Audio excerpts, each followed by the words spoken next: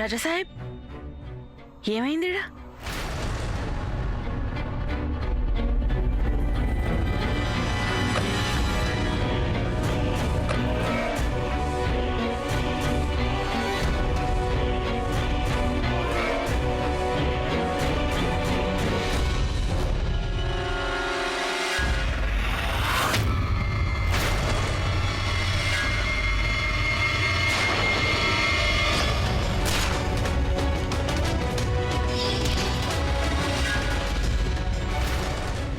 ఆ పాత గుళ్ళో ఎలాంటి రాకపోకలుండో?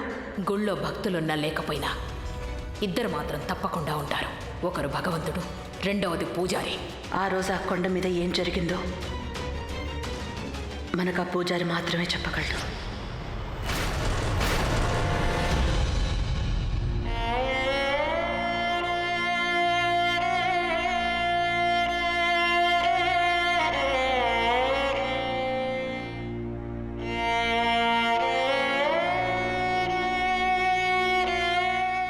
ప్రభు, నిన్న రాత్రి పూజారి గారు మరణించారు. పాపం ఇప్పుడు ఈవిడికి ఎవరూ లేరు. ఆయన కుటుంబంలో ఇంకా ఎవరెవరు ఉన్నారు? ఇదిగో ఈవిడే ఆయన భార్య. ఒక కొడుకున్నాడు. అతను గురుకులంలో చదువుతున్నాడు. కబురు పంపాం, సాయంత్రంలోపు వచ్చేస్తాడు. ఇలా జరగడానికి వీల్లేదు. ఆ దుర్గమ్మ నా జీవితంలో ఇంతటి పరీక్ష పెట్టలేదు. ఎందుకమ్మా, ఎందుకు ఇలా పరీక్షిస్తున్నావు నన్ను? సావిత్రి,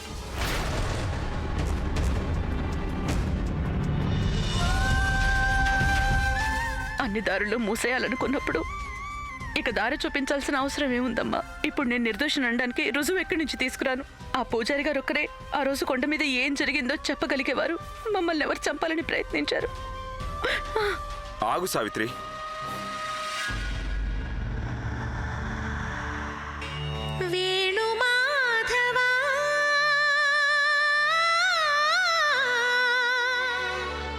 గా పూజారి నాకున్న ఆఖరి ఆశ రాజా సాహెబ్. ఇక ఆ ఆశ కూడా ఆరిపోయింది.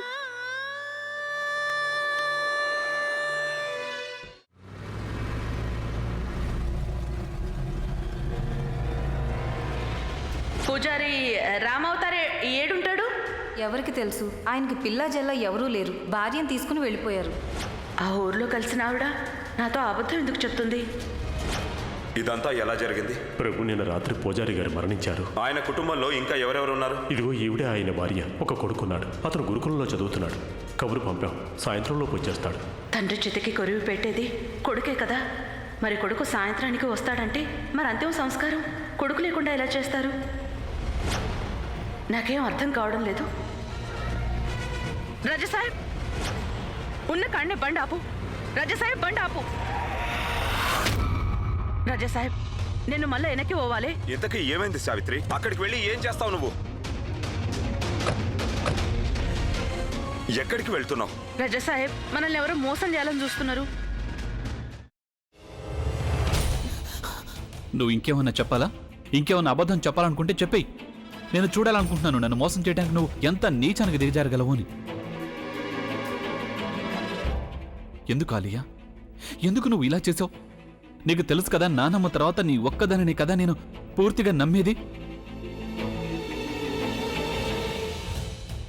ఏమన్నావు నువ్వు? ఈ మధ్య అన్నిటినీ మర్చిపోతున్నావా? అది చాలు. వాటిలో ఉన్న శక్తి విషయాన్ని గ్రహించి మనకు వివరిస్తాయి.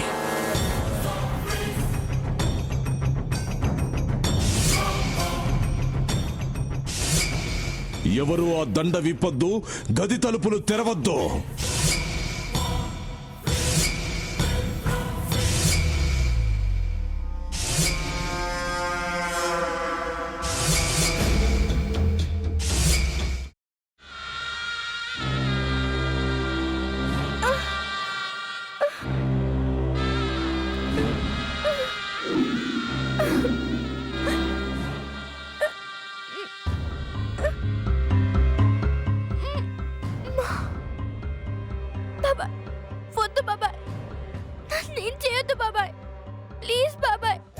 నీకు నిజం తెలిసినప్పుడే నా ఆలోచనలో నువ్వు చచ్చిపోయావు.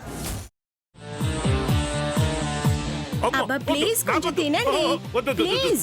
భీమారావు గారు మీరా? ఇగో మీరా కాదు సక్కుబాయ్. అవును, మీ పనామే లేచిపోయిందని చెప్పి కంప్లైంట్ ఇచ్చినావు కదా. రేయ్, ఆయన కంప్లైంట్ ఇచ్చింది లేచిపోయిందని కాదు, కనిపించడం లేదు అని. అచ్చా, అట్లానా?